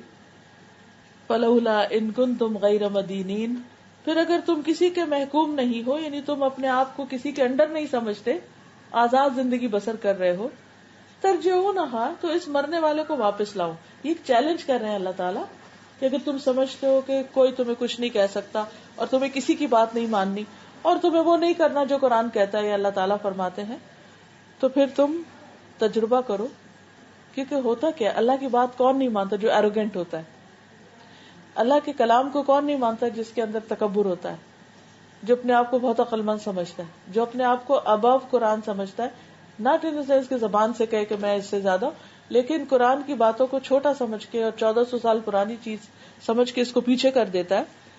تو اللہ تعالیٰ کہتے ہیں کہ اگر تم واقعی بہت بڑی چیز ہو تو مرنے والے کو واپس کر کے دکھاؤ. کیونکہ بہت سی بیماریوں پر قابو پایا جا سکا لیکن موت پہ کوئی بھی کنٹرول نہیں. کہ اگر تم واقعی بڑی چیز ہو، کیونکہ زندگی اللہ دیتا ہے، موت بھی اللہ دیتا ہے، بھلا اللہ سے یہ اختیار چھین کے تو دکھاؤ کہ وہ مار رہا ہے اور تم کو نہیں، میں مرنے نہیں دوں گا. نہیں، اگر اس نے نہیں زندگی دینی تو تم اس کو زندہ نہیں رکھ سکتے. یہاں انسان کی بے بسی بتائی گئی ہے کہ انسان کی لمٹس کیا ہے، کہاں تک ہے اس کی پاور کی لمٹ، کہاں تک ہے اس کے اکڑنے کی لمٹ، کہاں تک ہے اس کے انکار کی لمٹ. اس کے بعد تو اس کو سرنڈر کرنا ہی کرنا ہے. اب تینوں گروہوں کا انجام بھی بتا دیا گیا، شروع میں بھی بتایا، آخر میں پھر. فَأَمَّا إِن كَانَ مِنَ الْمُقَرَّبِينَ، پھر اگر وہ مقربین میں سے ہے، سابقون السابقون میں سے ہے، آگے جانے والوں میں سے، فَرَوْحٌ وَرَيْحَانٌ وَجَنَّتُ نَعِيمٍ، تو اس کے لیے راحت ہے اور عمدہ رزق ہے اور نعمت بھری جنت ہے. ریحان کا ایک معنی پھول بھی کیا جاتا ہے کہ جب مرنے والا مر رہا ہوتا ہے تو فرشتے جو کفن لے کر آتے ہیں تو خوشبودار ہوتا ہے، یعنی ماحول کے اندر بھی ایک خوشبو ہوتی، ایک خوشی ہوتی. اور پھر اس کو لے جاتے ہیں جنت کے باغوں میں، کیونکہ قبر میں جب دفناتے ہیں تو قبر یا جہنم کے ٹکڑوں میں سے ایک ٹکڑا یا جنت کے ٹکڑوں میں سے ایک ٹکڑا ہو جاتا ہے. وَأَمَّا إِن كَانَ مِنْ أَصْحَابِ الْيَمِينَ، پھر اگر وہ دائیں ہاتھ والوں میں سے ہوتا ہے، فَسَلَامٌ لَكَ، تو وہاں پھول نہیں آتے، خوشبو نہیں آتی، بس سلام آتا ہے کہ سلامتی ہو، تم پر بچ گئے ہو. وَأَمَّا إِن كَانَ مِنَ الْمُكَذِّبِينَ الضَّالِّينَ، اور اگر وہ جھٹلانے والے گمراہ لوگوں میں سے ہو تو پھر معاملہ بالکل مختلف. فَنُزُلٌ مِّنْ حَمِيمٍ، تو اس کی توازو کھولتے ہوئے پانی سے کی جاتی ہے. وَتَصْلِيَةُ جَحِيمٍ، اور جہنم میں جھونکا جاتا ہے. إِنَّ هَذَا لَهُوَ حَقُّ الْيَقِينِ، یہ بالکل یقینی سچی بات ہے، حق ہے. فسبح باسم ربک العظیم، پس اے نبی صلی اللہ علیہ وسلم اپنے رب عظیم کے نام کی تسبیح کرو، یعنی سبحان ربی العظیم کہا کرو، کیونکہ اصل بات یہ ہے کہ بندہ اپنے رب کی عظمت کو پہچانے، اس کی بڑائی کو مانے، اپنے آپ کو بندہ سمجھے، سرونٹ آف اللہ، اور سمجھے کہ کسی بھی بندے کی جتنی اس کے اندر عاجزی زیادہ ہوگی، بندوں کے لیے بھی اور اللہ کے لیے، اللہ کے ہاں اس کا گریڈ اتنا ہی اونچا ہوتا جائے گا. یہ ایک عجیب بات ہے نا. اس کے باوجود ہم اکڑنا اور بڑا بن کے رہنا پسند کرتے، جبکہ جو ہمبلنس ہے اور اللہ کے آگے جو جھکنا ہے، سجدہ کرنا ہے، ناک زمین پہ لگانا ہے، پیٹھ چکانا ہے، سب کچھ یہ دراصل انسان کے رتبے ایلیویٹ کرتے جاتے ہیں. یعنی اگر آپ اونچے ہوں گے تو آپ کا گریڈ نیچے ہوتا جائے گا، اور اگر آپ نیچے ہوتے ہیں تو گریڈ اوپر ہو جائے گا. تو یہ یہاں پر اللہ کی تسبیح بیان کرنے کے لیے کہا گیا ہے کہ جب انسان ایسی کوئی بات سنے تو سبحان اللہ پڑھے، کیونکہ سب کچھ بنانے والا وہ اور سب کا انجام بھی اسی کی طرف. اس لیے انسان کبھی بھی اس سوچ اور اس خیال سے غافل ہو کے، اس کو بھول کے اپنی زندگی نہ گزارے. یہ دراصل ایک ریمائنڈر تھا میرے اپنے لیے بھی اور آپ سب کے لیے بھی، کیونکہ ہر انسان کے اندر خیر ہے لیکن ہمارے اندر شر بھی ہوتا ہے. فَأَلْهَمَهَا فُجُورَهَا وَتَقْوَاهَا. اگر ہم ایسے ماحول میں رہیں گے، ایسی چیز پڑھتے رہیں گے، کرتے رہیں گے کہ جس سے ہمارا خیر بڑھے، جیسے قرآن کی مجلس میں تو یا قرآن پڑھتے تو خیر پھوٹنے لگتا ہے انسان کے اندر سے، تو وہ اس کی خوش قسمتی کی علامت ہے. اور اگر برے ماحول میں رہیں گے، بری کمپنی میں ہوں گے، دنیا ہی کی باتیں کرتے رہیں گے، تو وہ جو دوسرا طرف ہے وہ بڑی ہونے لگتی. تب جب ایک لمٹ ہے نا، ایک بڑا ہوگا تو دوسرا خود ہی چھوٹا ہو جائے گا. لیکن اگر شر زیادہ ہونے لگا تو نیکی سکڑ کے رہ جائے گی. اب ہم سب کو خود فیصلہ کرنا ہے کہ ہم نے اپنی کس چیز کو زیادہ آگے لے کے جانا ہے. اور اس کے لیے یہاں اتنا کلیئرلی بتا دیا گیا کہ نیک لوگ دو طرح کے ہیں، ایک ہیں ٹاپ کلاس لوگ اور ایک ہیں لوور لیول پہ. دنیا میں ہم کیا چاہتے ہیں؟ دنیا کے اعتبار سے دی بیسٹ، ایکسیلنٹ. آخرت کے اعتبار سے بھی اگر ہم بیسٹ چاہیں گے تو بیسٹ ایفرٹس بھی لگانی پڑے گی. یعنی دنیا میں جو جتنی اعلیٰ درجے کی چیز خریدنا ہوتی اتنی اس کی پرائس زیادہ ہوتی. سیم وے اگر جنت کا اعلیٰ ترین گریڈ چاہیے تو پھر بڑی بڑی قربانیاں کرنی پڑے گی، بڑے گناہوں کو چھوڑنا پڑے گا، اور اپنی ذات میں اور اس کے ساتھ ساتھ دین کی خدمت میں بڑی قربانیاں کرنی پڑیں گی. اور جن لوگوں نے کی انہوں نے دنیا میں ہی خوشخبریاں پالی. جیسے ایک مرتبہ نبی صلی اللہ علیہ وسلم نے پوچھا کہ آج کس نے روزہ رکھا ہے، تو حضرت ابوبکر نے ہاتھ کھڑا کیا. آپ نے پوچھا آج کس نے غلام آزاد کیا، انہوں نے ہاتھ کھڑا کیا. آپ نے پوچھا آج کس نے مریض کی عادت کی ہے، مریض کو وزٹ کیا، آپ نے ہاتھ کھڑا کیا. ساری مجلس میں ایک تھے، ہر نیکی پہ ہاتھ کھڑا کر رہے تھے کہ میں نے کیا، میں نے کیا.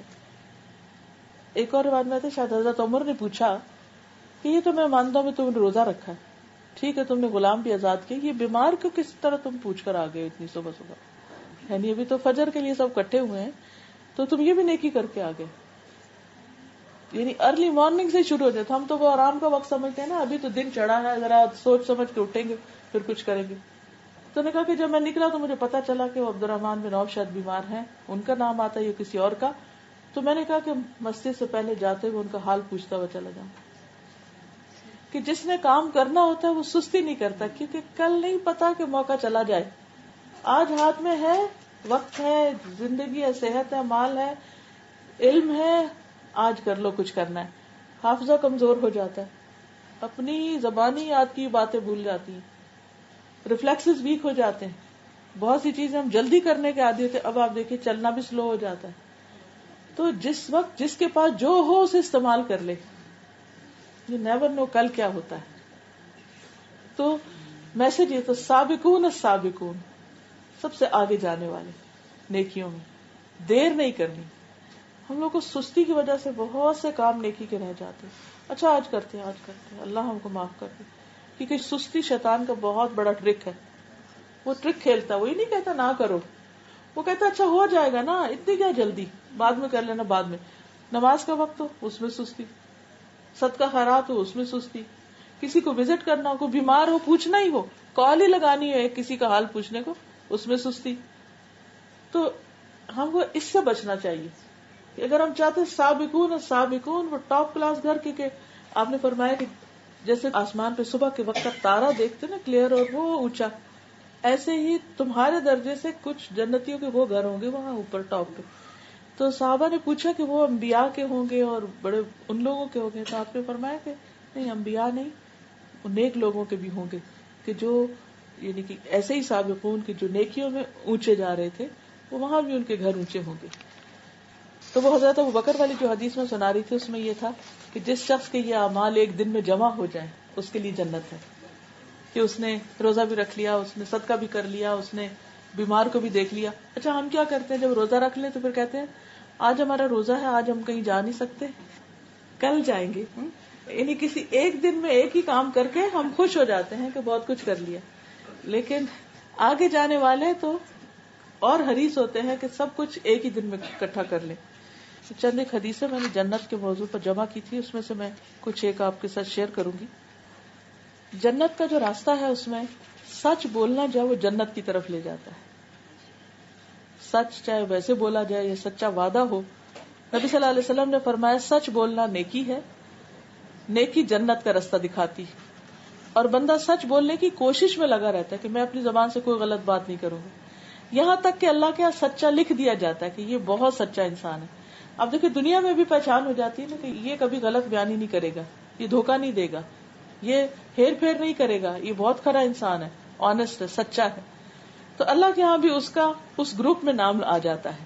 اب دیکھیے کہ ہم دنیا میں بازو کرتے ہوتے ہیں نا کہ اچھا فلاں میں ہمارا نام آ جائے, تو اس وقت کیا ایکسائٹمنٹ ہوتی ہے, کتنی خوشی ہوتی ہے کہ جب ہم اپنے پسندیدہ کلاس یا لوگ یا کمپنی یا جو بھی ہم کرنا چاہیں وہاں ہم پہنچ جائیں.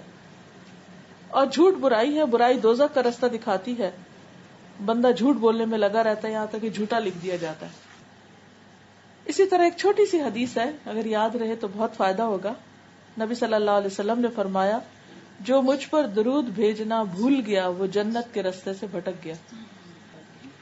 درود پڑھنا جو ہے یہ اتنی بڑی نیکی, اور اگر کوئی اس کا اہتمام نہیں کرتا تو وہ بھول گیا راستہ جنت کی طرف جانے کا. اب خاص طور پہ جمعے کا دن, اس دن کا درود جو ہے وہ اس لیے شاید کہا کہ اگر ہر دن یاد نہیں رہتا تو اس دن کچھ نہ کچھ اہتمام ضرور کرے. تو ویسے تو یہ کہ اگر ہم لوگ عادت ڈالیں, مثلا اگر صبح کے وقت اٹھ کے ہم کوئی واک کرتے ہیں, اسٹریچز کرتے ہیں یا کوئی بھی, تو باندھ لیں کہ اتنا درود روز پڑھنا ہے. یا لیٹے ہیں تو لیٹ کر اس وقت کو باندھ لیں کہ دوپہر کے لیے آرام کرنے کو لیٹے ہیں, یا ڈرائیو کر رہے ہیں, یا کوئی بھی ایک چیز, لیکن جب تک ہم باندھتے نہیں وہ ہوتا نہیں کام. کبھی تسبیح کرتے, کبھی وہ, کبھی ایک کیا, کبھی دوسرا بھول گئے. تو اس لیے بہت ضروری ہے کہ جو چیزیں جنت کی طرف لے جانے والی ہیں ان کا خاص اہتمام کیا جائے. اس میں خاص طور پر شرک سے بچنا, نبی صلی اللہ علیہ وسلم کی اطاعت کرنا. حضرت جابر کہتے ہیں کہ ہم مکہ میں 10 سال ٹھہرے, نبی صلی اللہ علیہ وسلم 10 سال ٹھہرے. ہم نے کہا اللہ کے رسول صلی اللہ علیہ وسلم کیا ہم آپ کی بیعت کریں؟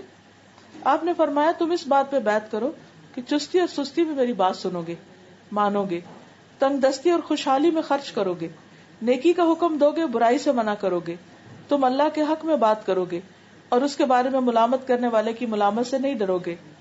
جب میں تمہارے پاس آ جاؤں تو میری مدد کرو گے, اور جن برائیوں سے اپنے آپ کو, اپنی بیویوں اور اپنے اولاد کو بچاتے ہو مجھے بھی بچاؤ گے. اگر تم نے ایسا کیا تو تم کو جنت ملے گی. اس میں بھی کئی کاموں کا ذکر ہے. اسی طرح اللہ کی راہ میں جان دینا اور اپنی ساری زندگی اللہ کے راستے میں لگا دینا. حضرت عبداللہ بن عمر کہتے ہیں نبی صلی اللہ علیہ وسلم نے فرمایا کیا تم میری امت کی اس جماعت کو جانتے ہو جو سب سے پہلے جنت میں داخل ہوگی؟ میں نے کہا اللہ اور اس کا رسول ہی بہتر جانتے ہیں. فرمایا وہ مہاجرین کی جماعت ہے. وہ قیامت کے دن جنت کے دروازے پہ آ کے دروازے کھولنے کا مطالبہ کریں گے کہ ہمارے لیے ڈور کھول دو. دربان ان سے پوچھے گا تمہارا حساب ہو گیا؟ وہ کہیں گے کس قسم کا حساب؟ ہم مرتے دم تک اللہ کے راستے میں رہے, یعنی ساری زندگی تو ہماری اللہ کے راستے میں گزری, اللہ کے راستے میں تلواریں ہمارے کندھوں پر رہیں. وہ جو مہاجرین تھے وہاں مکہ سے مدینہ آنے والے, تو وہ دربان ان کے لیے دروازہ کھول دے گا, اور وہ عام لوگوں کے داخلے سے پہلے 40 سال قیلولہ بھی کر چکے ہوں گے.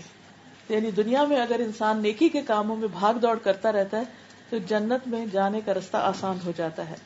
عبداللہ بن عمر سے روایت ہے، نبی صلی اللہ علیہ وسلم نے فرمایا، جنت میں داخل ہونے والی سب سے پہلی جماعت فقیر مہاجروں کی ہوگی، جن کے ذریعے مکروہات سے بچا جاتا ہے. جب انہیں حکم دیا جاتا تھا تو سنتے اور اطاعت کرتے تھے. اگر ان میں سے کسی کو بادشاہ سے کوئی ضرورت پڑ جاتی تو وہ پوری نہیں کی جاتی تھی، یعنی ان کی کوئی سنتا نہیں تھا، ان کی کوئی سفارش قبول نہیں کرتا تھا، حتیٰ کہ وہ مر جاتا اور وہ خواہش اس کے سینے میں ہوتی. اللہ تعالیٰ قیامت والے دن جنت کو بلائے گا، وہ زینت، سجاوٹ، نمائش، آرائش کے ساتھ آ جائے گی. پھر اللہ تعالیٰ اعلان کرے گا، میرے وہ بندے کہاں ہیں جنہوں نے میرے راستے میں قتال کیا، ان سے قتال کیا گیا، انہیں میرے راستے میں تکلیفیں دی گئیں، انہوں نے میرے راستے میں جد و جہد کی. یعنی جو بھی موقع ہو نیکی کے کاموں میں آگے بڑھنے کا، تو ان سے کہا جائے گا، میرے بندو تم جنت میں داخل ہو جاؤ. وہ بغیر حساب کے جنت میں داخل ہو جائیں گے. یہ منظر دیکھ کر فرشتے آ کر سجدہ کریں گے، کہیں گے، اے ہمارے رب، ہم دن رات تیری تسبیح اور تقدیس بیان کرتے تھے، لیکن یہ کون لوگ ہیں جنہیں تو نے ہم پر فضیلت دی ہے؟ تو اللہ تعالیٰ فرمائے گا، یہ میرے وہ بندے ہیں جنہوں نے میرے راستے میں جہاد کیا، انہیں میرے راستے میں تکلیفیں دی گئی. سو فرشتے ہر دروازے سے داخل ہو کر کہیں گے، تم پر سلامتی ہو صبر کے بدلے، کیا ہی اچھا بدلہ ہے اس آخرت کے گھر کا. یعنی ایک تو یہ ہے کہ اپنی ذاتی زندگی میں نماز، روزہ، عبادت وغیرہ، اور ایک یہ ہے کہ اللہ کے دین کو دوسرے بندوں تک پہنچانے کی کوششیں، اللہ کے رب ہونے پہ راضی ہو جانا. پھر 2 نمازوں کے درمیان میں لغو باتیں نہ کرنا. نبی صلی اللہ علیہ وسلم نے فرمایا، ایک نماز کے بعد دوسری نماز اس طرح پڑھنا کہ بیچ میں کوئی لغو کام نہیں کرو تو نام علیین میں لکھ لیا جائے گا. پھر سجدوں کی کثرت، جیسے ایک صحابی سے آپ نے فرمایا کہ تم کچھ مانگو مجھ سے، کیا چاہتے ہو؟ ان کی خدمت کرتے تھے تو وہ بڑے عقل مند تھے، دنیا کا کچھ نہیں مانگا، کہا جنت میں آپ کا ساتھ چاہتا ہوں. تو آپ نے فرمایا کچھ اور؟ اس نے پھر یہی مطالبہ کیا، فرمایا پھر سجدوں کی کثرت کرو، ہر سجدہ ایک درجہ بلند کرتا ہے. پھر آپ دیکھیے کہ عمرہ، ایک عمرے سے دوسرے عمرے تک گناہوں کے لیے کفارہ ہوتا ہے، یعنی جو 2 عمروں کے بیچ میں گناہ ہو. اور حج مقبول کی جزا صرف جنت ہے. پھر صبر کا بدلہ جنت ہے. ایک عورت کو بیماری تھی مرگی کی، تو اس کو آپ نے کہا تھا کہ اگر تم صبر کرو تو تمہارے لیے جنت ہے.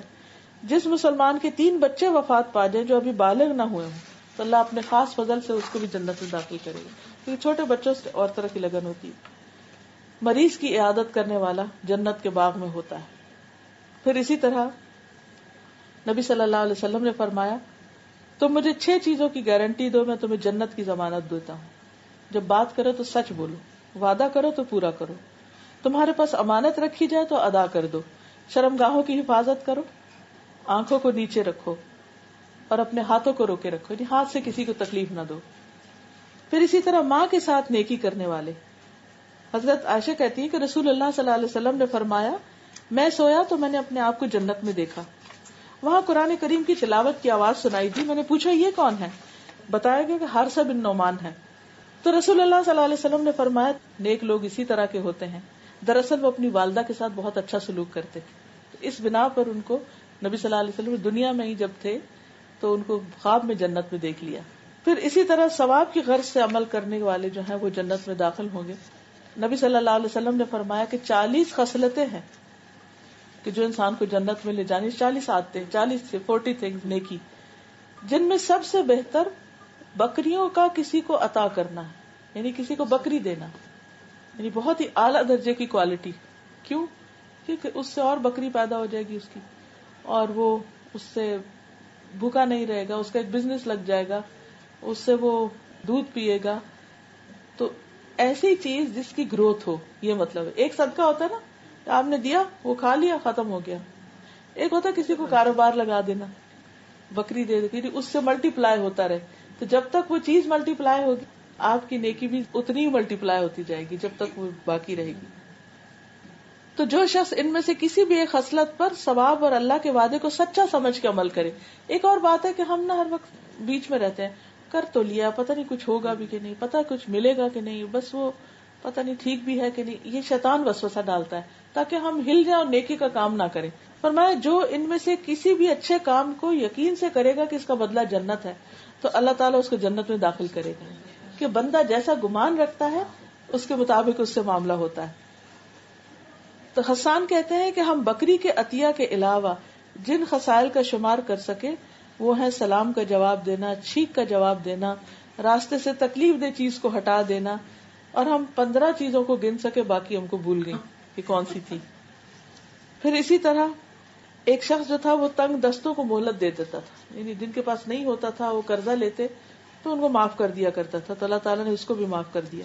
اسی طرح ایک شخص کو جنت میں مزے کرتے دیکھا نبی صلی اللہ علیہ وسلم نے، جس نے راستے میں ایک ایسے درخت کو کاٹا تھا جو لوگوں کو تکلیف دیتا. میں کہتی ہوں کہ ہم لوگ جو راستہ بلاک کر کے کھڑے ہو جاتے ہیں، ٹریفک کو غلط پھنسا دیتے ہیں، کیسی کیسی اذیت ہوتی. تو اگر ہم گاڑی ہی ٹھیک چلائیں اور یہ سوچ کے کہ اس سے کسی کا راستہ نہ رکے، کسی کی گاڑی بلاک نہ ہو، کسی کے گھر کے آگے نہ روک دیں، کسی غلط پارکنگ نہ کر دیں، تو یہ ساری چیزیں بھی انسان کے لیے نیکی کا سبب ہیں. کیونکہ اس زمانے میں اور طریقے تھے، آج کے دور میں تکلیف دینے کے اور طریقے ہیں. ابو برزہ کہتے ہیں ایک مرتبہ میں نے عرض کیا یا رسول اللہ صلی اللہ علیہ وسلم مجھے کوئی ایسی چیز سکھا دیں جو مجھے جنت میں لے جائے، کوئی ایسا کام بتا دیں، کیونکہ شوق تھا نا، یا جس سے مجھے کوئی فائدہ مل جائے. تو آپ نے فرمایا مسلمانوں کے رستے سے تکلیف دہ چیزیں ہٹا دو، رستہ صاف کرو. کتنی بڑی نیکی. پھر وہ کام کرنا جو نفس پہ بہت بھاری ہو، وہ جنت میں لے جاتے ہیں، جیسے سردی میں وضو کرنا اور اندھیرے میں مسجد جانا وغیرہ وغیرہ. حضرت عبداللہ بن مسعود کہتے ہیں کہ نبی صلی اللہ علیہ وسلم فرمایا کہ جس رات میں معراج پر گیا اور ابراہیم علیہ السلام سے ملاقات ہوئی تو انہوں نے کہا کہ آپ اپنی امت کو میری طرف سے سلام کہیے، حضرت ابراہیم کو جب ملے، اور انہیں بتائیے کہ جنت کی مٹی بہت پاکیزہ اور بہت عمدہ ہے، بہت ہی اچھی، اس کا پانی میٹھا ہے، لیکن جنت ایک چٹیل میدان ہے، بس ایک پلین جگہ ہے. سبحان اللہ، الحمدللہ، لا الہ الا اللہ، اللہ اکبر کہنا، وہاں درخت لگانا ہے. لا حول ولا قوت الا باللہ جنت کا خزانہ ہے. یعنی آپ یوں سمجھو کہ جتنی دفعہ لا حول ولا قوت الا باللہ پڑھیں گے اتنا خزانہ بھرتا جائے گا، بھرتا جائے گا، بھرتا جائے گا. یعنی ایسے سمجھے کہ جیسے ہر دفعہ آپ نے اپنے بینک میں جا کے کچھ جمع کرا دیا، ہر روز ٹرانزیکشن. حالانکہ کیا مشکل ہے. اور دنیا میں بھی غم سے نجات ہوتی ہے انسان کو جب لا حول ولا قوت الا باللہ پڑھتا ہے. کم از کم 10 دفعہ کی عادت ڈال لیں. پھر اسی طرح یہ کہ جب بھی انسان جنت کی دعا کرے تو جنت الفردوس مانگے، جنت کا اعلیٰ ترین درجہ مانگے. اور پھر اسی طرح جنت میں جو سب سے پہلے لوگ داخل ہوں گے ان کے چہرے چاند کی طرح روشن ہوں گے، جیسے 14ویں کا چاند ہوتا ہے. اور جو دوسرے درجے پہ داخل ہوں گے ان کے چہرے سب سے زیادہ چمکدار ستارے کی طرح ہوں گے، یعنی سلور، ایک کی چمک سلور ہوگی، ایک کی گولڈن. اور پھر اگر اہل جنت میں سے کوئی دنیا میں جھانکے اور اس کے صرف کنگن ظاہر ہو جائے تو سورج کی روشنی اتنی کمزور ہو جائے گی جیسے سورج نکلنے پہ ستاروں کی روشنی چلی جاتی ہے، اتنا زبردست اس کا زیور ہوگا. پھر ان کا حلیہ بہت زبردست ہوگا. 30 سال کی عمر کے لوگ ہوں گے، جوان. پھر اسی طرح کوئی بوڑھا نہیں ہوگا، کوئی بیمار نہیں ہوگا، کسی پہ کوئی تکلیف نہیں ہوگی. نبی صلی اللہ علیہ وسلم نے فرمایا بے شک جنت میں ایسے کمرے ہیں کہ اس کے باہر والے حصے کو اس کے اندر سے دیکھ سکیں گے، یعنی جیسے گلاس ہوتا ہے، اور اس کے اندر والے حصے کو باہر سے دیکھ سکیں گے، ٹرانسپیرنٹ. اللہ تعالیٰ نے انہیں ایسے انسان کے لیے تیار کیا ہے جو لوگوں کو کھانا کھلائے، سلام کو عام کرے اور رات کو نماز ادا کرے جب لوگ سو رہے ہیں. پھر اسی طرح رسول اللہ صلی اللہ علیہ وسلم سے جنت کے بارے میں پوچھا گیا. آپ نے فرمایا جو جنت میں داخل ہوگا اس کو موت نہیں آئے گی، اس میں مزے کرے گا، کبھی محروم نہیں ہوگا، اس کے کپڑے پرانے نہ ہوں گے، اس کی جوانی ختم نہ ہوگی. آپ سے پوچھا گیا جنت کس چیز سے بنی ہے؟ فرمایا ایک اینٹ سونے کی، ایک اینٹ چاندی کی، اس کا سیمنٹ کستوری ہے، مسک، اور اس کی مٹی زعفران، اس کے سنگریزے موتی اور یاقوت ہے. اب آپ دیکھیے کہ دنیا میں ایسے گھر کہاں. پھر جنت کے خیمے، پھر جنت کے بالا خانے، ستارے سے تشبیہ دی. صرف ایک کوڑا رکھنے کی جگہ دنیا و مافیہا سے بہتر ہے. نبی صلی اللہ علیہ وسلم کے پاس ایک کپڑا ہدیے میں آیا تو ریشم کا تھا، تو صحابہ نے اس کو ہاتھ لگایا تو ان کو بہت اچھی فیلنگ آئی. تو جب آپ نے دیکھا کہ وہ اس سے خوش ہو رہے ہیں، حیران ہو رہے ہیں، تو آپ نے فرمایا جنت میں سعد بن معاذ کے رومال اس سے بھی اچھے، یعنی تم اس کپڑے کو دیکھ کے خوش ہو رہے اس سے بھی اچھے. پھر اسی طرح جنت والے کھائیں پیئیں گے، لیکن جنت میں ان کو کوئی بری سیکریشن نہیں ہوگی. کھانا جو ہے وہ صرف ایک ڈکار کی شکل میں سارا تحلیل ہو جائے گا، اور اس سے بھی بیڈ اسمیل نہیں آئے گی، مس کی خوشبو ہوگی، اور تسبیح ان کے سانس کے ساتھ خود ہی جاری ہوتی جائے گی. پھر جنت کی نہروں کا ذکر ہے، دودھ کی نہریں، شہد کی نہریں، پانی کی، 4 قسم کی نہروں کا ذکر آتا ہے. جنت میں جو دودھ ہوگا وہ نہایت سفید اور شہد سے میٹھا ہوگا اور ٹھنڈا. پھر جنت کی نہریں مشک کے ٹیلوں یا پہاڑوں کے نیچے سے نکلیں گی. جنت میں ایک درخت ہوگا کہ سوار 100 سال بھی چلتا رہے تو سایہ ختم نہیں ہوگا. جنت کے ہر درخت کا تنا سونے کا ہے، سٹیم جو ہے. پھر جنت میں اونٹوں کی گردنوں کے برابر پرندے ہوں گے. صحابہ حیران ہوئے تو آپ نے فرمایا کہ جو انہیں کھائیں گے اس سے بھی زیادہ صحت مند ہوں گے. یہ مجھے حدیث بہت ہی دلچسپ لگی. آپ نے فرمایا ایک بدو آیا تو اس نے کہا کہ مجھے گھوڑے بہت پسند ہیں. جنت میں گھوڑے ہوں گے؟ جیسے ہم سے بچے پوچھتے ہیں نا. آپ نے فرمایا اگر تم جنت میں داخل ہوگے تو ایسا گھوڑا دیا جائے گا جو یاقوت کا ہوگا، اس کے 2 پر ہوں گے، تم اس پر سواری کرو گے، جہاں چاہو گے گھومتے پھرو گے. اس وقت کسی کو نہیں پتا تھا کہ جہاز بھی ہوں گے یا جیٹ ہوں گے یا اور چیزیں ہوں گی. تو اب آپ دیکھیے کہ جیسے بڑے سے بڑے پلین بھی ہیں، چھوٹے بھی ہیں، مگر پھر لوہے شوہے سے بنتے ہیں، تو وہ یاقوت کا بنا ہوا ہوگا. کیا خوبصورتی اس کی. اور اس کے 2 پر ہوں گے، اور تم جدھر چاہو گے جنت میں گھوم پھر کے آ جاؤ گے، یعنی کوئی ٹریفک کا پرابلم نہیں ہوگا. جمعے کے دن کا خاص نظارہ ہوگا جنت میں. اس دن لوگ ایک بازار میں جائیں گے جس میں مسک کے ٹیلے ہوں گے، اور اس میں ہوا چلے گی تو وہ خوشبو ساتھ اڑ کے ان کے کپڑوں کو لگا دے گی، اور وہ پہلے سے زیادہ خوبصورت ہوں گے. جب وہ اپنے گھر والوں کے پاس جائیں گے تو وہ کہیں گے کہ آپ تو پہلے سے بھی زیادہ خوبصورت ہو کر آئے. اب دیکھیے کہ ہم تو دنیا میں وہ بازار سے ہو کر آئے تو لازماً آ کے چینج کرنا پڑتا ہے، زیادہ ہی بو آنے لگتی پسینے کی اور دھوئیں کی اور مٹی کی. لیکن وہاں ان کا حسن اور بڑھ جائے گا. لیکن وہ اپنے گھر والوں کو اپریشیٹ کریں گے کہ ہمارے پیچھے تم بھی بہت زیادہ خوبصورت ہوگی. جنت میں ہر دم خوبصورتی بڑھتی رہے گی، اور جہنم میں ہر دم عذاب بڑھتا رہے گا. فذوقوا فلن نزیدکم الا عذابا. اور یہاں ہر دم خوبصورتی، اور پھر یہ کہ کبھی موت نہیں ہوگی، ہمیشہ ہمیشہ وہاں رہنا ہوگا. لیکن اس کے لیے جو کرنے کے کام بتائے گئے ہیں وہ کرنا ضروری ہے. اللہ تعالی ہمیں عمل کی توفیق عطا فرمائے. وآخر دعوانا ان الحمد للہ رب العالمین. آپ کچھ کہہ رہی تھے؟ وہ ان کا سوال یہ ہے کہ جب کوئی فوت ہو جائے تو ڈیلی بیسس پہ کیا کریں. دیکھیں کہ جب کوئی فوت ہوتا ہے تو کچھ چیزیں تو فوری کرنے کی ہوتی اسی وقت، جیسے اس کے کفن دفن کا انتظام ہے، جنازے کا انتظام ہے، اس کے اوپر اگر قرضہ ہے تو اس کے ادا کرنے کا انتظام ہے. پھر دفن کر دیا، جنازہ پڑھ کے دعائیں مانگ کے، اس کے بعد وراثت تقسیم کرنا ضروری ہے.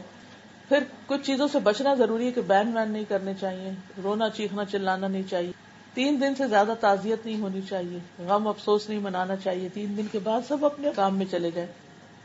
صرف عورت کو اجازت ہے کہ شوہر کے لیے 4 مہینے 10 دن ری میری نہیں کرے گی، اپنے آپ کو بیوٹیفائی نہیں کرے گی، گھر سے باہر نہیں جائے گی. پھر اس کے بعد یہ ہے کہ جو میت فوت ہو جاتی ہے اس کے جب یہ ساری چیزیں ہو جاتی ہیں تو اس کے بارے میں بات اچھی کرنی چاہیے. اس کی خوبیوں کا ذکر کرنا اس کے نام اعمال میں اضافے کا ذریعہ بنتا ہے. عام طور پر لوگ ذکر اچھا نہیں کرتے، ہرٹ کیا یا کچھ کیا تو اس کی باتیں مرنے کے بعد بھی لے کے بیٹھ جاتے. اس سے بچنا چاہیے. وہ پہنچ گیا جہاں اس نے پہنچنا تھا، اختلاف تھا بھی تو زبان بند کر لینی چاہیے. تو لوگوں کی جو گواہی ہے وہ جمع ہو رہی ہے وہاں کہ لوگ کیا کہتے تھے اس شخص کو. پھر اس کے علاوہ دعا جو ہر مسلمان کو دوسرے کے لیے کرنی چاہیے. رشتہ دار بھی اپنے مرنے والوں کے لیے دعا کریں، اور عام مسلمانوں پہ بھی حق ہے کہ وہ مرنے والوں کے لیے بخشش کی دعا کریں. اسی لیے ہم جب نماز پڑھتے ہیں تو ہم کہتے ہیں ربنا اغفر لی ولوالدی وللمؤمنین یوم یقوم الحساب. اب مومنین کے لیے دعا ہو رہی، والدین کے لیے خاص طور پر ہو رہی ولوالدی. اب اگر ہم اپنے بچوں کو نماز سکھا دیں، بعد میں بھول بھی جاتے ہیں، دعا نہیں بھی کرتے، تو ہر روز کر رہے ہیں، اور اگر ان کی نماز اچھی ہے تو ان دعاؤں کی وجہ سے والدین کی بخشش کا سامان پہنچتا رہتا ہے. اب بعض اوقات والدین نہیں، بچے فوت ہو جاتے ہیں یا بہن بھائی فوت ہو جاتے ہیں، اب کیا کریں ان کے لیے؟ ان کے لیے بھی نمبر 1 تو دعا ہے. نمبر 2 یہ ہے کہ ان کے لیے کچھ صدقہ کر دیں ان کی طرف کہ اس کا ثواب ان کو پہنچے. اگر ان کے اوپر زکوٰۃ فرض ہے ابھی رہتی ہے تو زکوٰۃ ادا کریں پہلے، صدقہ کرنے سے پہلے زکوٰۃ دیں. اگر روزے رہتے ہیں تو ان کے روزے رکھ دیں، اگر خود نہیں رکھ سکتے تو فدیہ دے دیں. اگر ان پہ حج فرض تھا اور وہ حج کرے بغیر فوت ہو گئے تو ان کی طرف سے حج بدل کریں. اگر خود نہیں کیا ہو کیونکہ حج بدل وہ کرتا ہے جس نے اپنا حج کیا ہو تو کسی اور سے کروا لے، یا یہ ہے کہ پھر 1 سال اپنا کر لیں اور 1 ان کا کروا دے. لیکن اگر ان کے اوپر حج فرض نہیں تھا تو پھر لازم نہیں ہے. پھر اس کے بعد کوئی بھی وہ کام کہ جو آپ ہدیتاً چاہتے ہیں کہ اس کو ثواب اس کا ملتا رہے، جو صدقہ جاریہ کے کام ہوتے ہیں وہ آپ اس کی طرف سے کر سکتے ہیں. یعنی بخشش کی دعا کے علاوہ، اس کے ذکر خیر کے علاوہ، اس کے لیے صدقہ خیرات جس میں کھانا کھلانا اور یہ سب چیزیں اپنی جگہ، لیکن ایک انویسٹمنٹ کرنا. صدقہ جاریہ از لائک انویسٹمنٹ کہ جس کا پروفٹ جو ہے وہ نفع جو ہے اس کو پہنچتا رہے. تو یہ چند چیزیں ہیں. اس کے ساتھ ساتھ صبر. کل میں نے وہ لا آف بیرل بتایا تھا نا کہ بیرل کا قانون جو ہے کہ اگر آپ اوپر سے کنٹینر بھر رہے ہیں اور نیچے سے سوراخ ہے سب نکل جائے گا. آپ دعائیں بھی کر رہے ہیں، آپ ذکر خیر بھی کر رہے ہیں، آپ سب کچھ کر رہے ہیں، لیکن ساتھ آپ اس کی برائیاں بھی کر رہے ہیں. تو ادھر آپ نے جو ڈالا وہ دوسری طرف سے نکلتا جا رہا ہے. پلس خود صبر کرنا، کیونکہ جو کوئی کسی میت پہ بین کرتا ہے تو میت کو بھی اس کا عذاب ہوتا ہے. اب کیوں؟ اس کا کیا قصور؟ کیونکہ وہ اگر یہ چاہے کہ اس کے پیچھے لوگ اس کو روئیں تو پھر اس کو سزا ملتی. اگر وہ نہیں کہے تو پھر کوئی بات نہیں، پھر اس کے ذمہ نہیں، پیچھے والوں کے ذمہ ہے. میں سوچتی ہوں کہ ہم کتنے سیلفش ہوتے ہیں کہ جانے والے کے نقصان پہ ہم کو اپنی پڑی ہوتی ہے، ہم رونا دھونا ضرور کرتے رہتے ہیں. اس کو کیا فائدہ دے رہا ہے وہ نہیں ہم سوچتے. تو جتنا بھی ہم کو غم ہے، دکھ ہے، ڈپریشن ہے، اس کو چینلائز کر دیں اور اس کا رخ موڑ دیں کہ اگر واقعی ہم کو اس سے پیار ہے تو ہم وہ کریں اس ٹائم پر جو اس کو فائدہ دے. وہ نہیں کریں کہ جو ہمارے دل کو ذرا تسلی ہو رہی ہے یا ہم اچھا فیل کر رہے ہیں رو کر یا فکر کر کے یا لوگوں کو ہر وقت بتا کے کہ ہم پریشان ہیں. اس سے اس کو کوئی فائدہ نہیں ہونے کا. تو دعا، صدقہ خیرات، اس کے قرضے، فرض، وراثت، ان چیزوں کی تقسیم، اس کی وصیت اگر کوئی کیے تو اس کو پورا کرنا، اور عام حالات میں بھی کلمہ خیر. اس طرح کی نیت کرنا کہ نفل پڑھ لیے یا پھر کوئی سورہ پڑھ لی اور یہ نیت کر لی کہ اس کا ثواب تم تک پہنچے. دیکھیے کتنی حد تک دین میں جو بھی چیزیں نا وہ ہم کو قرآن و سنت سے ملتی ہے. روزوں کا ذکر ملتا ہے، زکوٰۃ کا ملتا ہے، صدقے کا ملتا ہے، دعا کا ملتا ہے، حج کا ملتا ہے، عمرہ کا. لیکن نہیں ملتا تو نماز کا نہیں ملتا اور قرآن پڑھنے کا، کیونکہ یہ کام تو ہر بندے کو خود اپنے لیے کرنا چاہیے. کوئی آپ کی نماز نہیں پڑھ کے دے سکتا ہے ہی نہیں. کوئی اس کے اوپر ایک بھی روایت نہیں ہے کہ کوئی کسی کو نماز پڑھ کے دے دے. جو پڑھتے ہیں وہ کیا ہے، 2 نفل پڑھ کے دعا کر لیں، کیونکہ نماز کے ساتھ انسان کو صبر آتا ہے. وَاسْتَعِينُوا بِالصَّبْرِ وَالصَّلَاةِ، مدد مانگو صبر اور صلاۃ کے ذریعے. تو جب ہم نماز پڑھتے ہیں اور اس کے بعد دعا کرتے ہیں کہ اللہ ہم کو صبر دے اور جانے والے کی بخشش کر دے تو وہ درست ہے. اگر کوئی گزر گیا ہو اور انہوں نے ہمارے ساتھ کچھ غلط کیا ہو اور بار بار وہ خیال آتا رہے تو اس کو دور کرنے کا کیا ہے؟ دعا پڑھا کرے اللہم اغفر لی وَلَهُ، اللہ مجھے بھی معاف کر دے اور اس کو بھی معاف. ہاں پوچھے. وہ ایک سوال تھا مجھے، کوئی پوچھیے کہ ان کے بیٹے نے شادی کر دیا کہ غلط لڑکی سے شادی کر لیا، تو ابھی باپ نے انکار کر دیا کہ تم سے میرا کوئی تعلق نہیں ہے until and unless we are satisfied that girl is okay for you. تو ابھی ماں تو بہت ترس رہی ہے، تو اس کو یہ پتا چل رہا کہ 3 دن کوئی مسلمان سے بات نہیں کر کے نہیں رہا جاتا، یہ صحیح نہیں. تو وہی پوچھ رہی ہے تو اگر if I talk to my son I'm going against my husband, so what do I do? تھوڑا ایسا خاموش رہے، کیونکہ وہ اس کے لیے جو دل میں گرج پالے گی. آپ تو چاہتی ہیں، کئی دفعہ ایسا نہیں ہوتا ہم مہینوں نہیں کسی سے بات کرتے، تو اگر ایک مصلحت کے لیے تھوڑا دیر رک جائے تو کوئی حرج نہیں ہے حتیٰ کہ معاملہ ٹھنڈا ہو جائے. ورنہ یہ ہوتا ہے کہ گھر میں کوئی فساد بڑا ہو اور باپ کیونکہ جائز وجہ سے ہی ناراض ہے. جی اور ایک سوال آپ کا، کسی کے جو جسے بیٹی کو شادی کر دیا گیا ہے، اس کی جیسے ان لوگ کو پتہ نہیں تھا کہ ان لوگ بہت یعنی مزہ اس کا پابندی بہت کرتے ہیں ان کو فیملی، تو ابھی کچھ بھی نہیں ہے، وہ لڑکی اتنا نماز بھی نہیں پڑھتی ہے، ویسے اسلامک بہت نہیں ہے مگر کور ٹھیک ہے، مگر اس کا لڑکی کا فیملی کا سائڈ سے یہ سب کچھ نہیں ہے، مگر وہ جو لڑکا جس سے شادی کیا گیا اس کا فیملی اور وہ بہت یہ سب کرتے ہیں، ابھی کیا ان لوگ پھر خوش بھی نہیں ہے، وہ husband and wife they are not happy also. So in this case, what do they do? And what does she do? The girl is in a dilemma, whether she should stay with him or leave him. بہت بڑا اور بھی کچھ استخارہ کریں. استخارہ کریں. ٹھیک ہے. سبحانک اللہم و بحمدک نشہد ان لا الہ الا انت نستغفرک و نتوب الیک. انت نستغفرک و نتوب الیک. انت نستغفرک و نتوب الیک. انت نستغفرک و نتوب الیک. انت نستغفرک و نتوب الیک. انت نستغفرک و نتوب الیک. انت نستغفرک و نتوب الیک. انت نستغفرک و نتوب